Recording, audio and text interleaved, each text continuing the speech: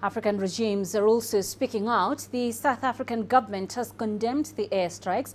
The Department of International Relations and Cooperation says the alleged use of chemical weapons does not justify military airstrikes in a sovereign state, especially without authorization from the UN Security Council. South Africa is urging all members of the Council to abide by the UN Charter mandate to maintain international peace and security and redouble efforts towards a peaceful, non-military solution in Syria.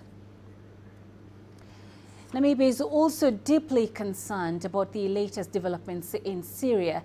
The Deputy Prime Minister says the airstrikes are incompatible with the UN Charter and risk undermining the effectiveness of the institution created to resolve conflicts. For the sake of the people of Syria, Namibia wants the UN Security Council to live up to its obligations and find a lasting solution to the violence.